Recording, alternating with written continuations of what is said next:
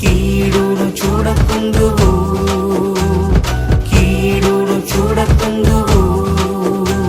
నా పుత్రుడా, నా పుత్రికా, ఇక కీడును చూడకుందువు, ఇక కీడును చూడకుందువు.